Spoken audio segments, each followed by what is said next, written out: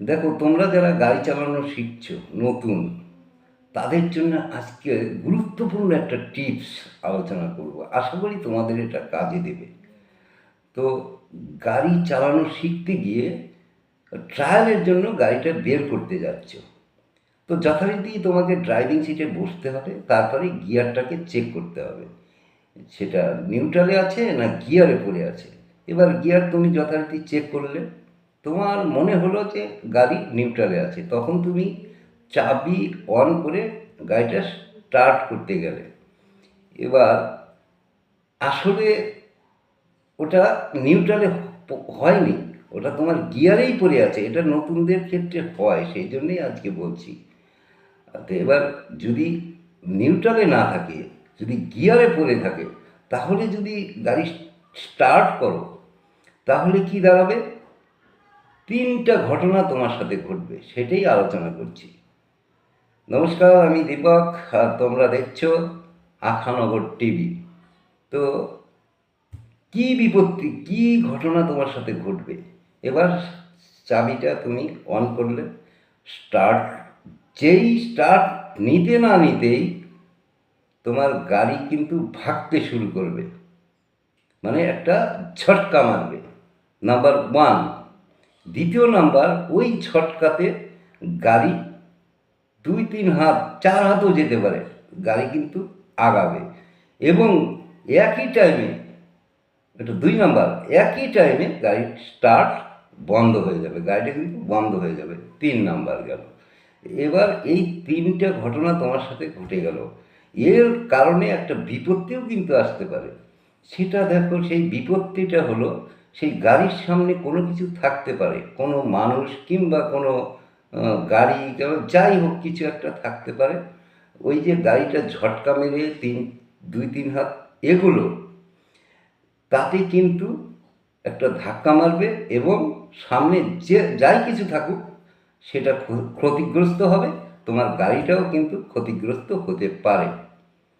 চিন্তা নেই, যদি মনে করো যে তুমি কনফিউজড, মানে গাড়ি গিয়ার চেক করে তুমি নিউট্রালে পড়লো না গিয়ারে পড়লো, এটা নতুনদের ক্ষেত্রে হয়, সেই জন্য কথাটা পুরা ধ্যান দিয়ে শোনো। মানে কনফিউজড তুমি, গিয়ারে আছে না নিউট্রালে আছে, কোনো ব্যাপার না, তাও তুমি স্টার্ট করতে পারবে। গাড়ি অন করে, চাবি অন করে স্টার্ট করতে পারবে। তোমাকে কি করতে হবে?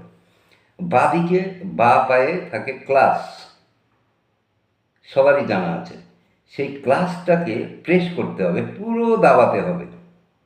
পুরো দাবিয়ে নিলে, এবার তারপরে তুমি গাড়ির চাবি অন করে স্টার্ট করলে।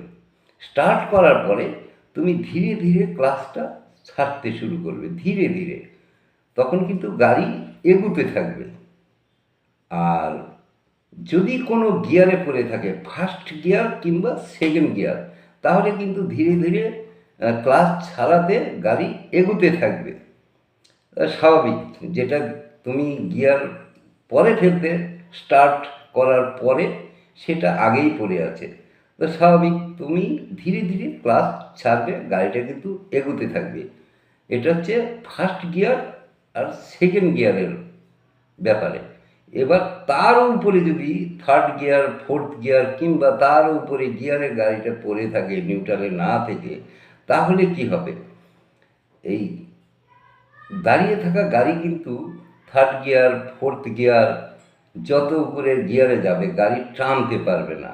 যখন ক্লাচটা ধীরে ধীরে ছাড়তে থাকবে, মাঝামাঝিতে আসবে ক্লাচটা, তখনই কিন্তু ইঞ্জিনের একটা গড়গড় গড়গড় গড়গড় শব্দ হবে।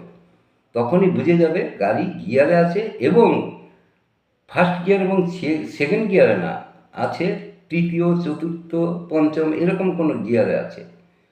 তখন তুমি ক্লাচটা আবার দাবাবে।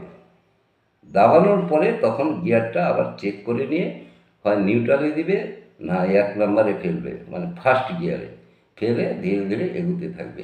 আশা করি তোমাদের আমি বুঝাতে পেরেছি। আর এরকম গুরুত্বপূর্ণ মূল্যবান টিপস পেতে তোমরা আমার চ্যানেলটাকে সাবস্ক্রাইব করে রাখো, আর যদি ভালো লাগে লাইক করো।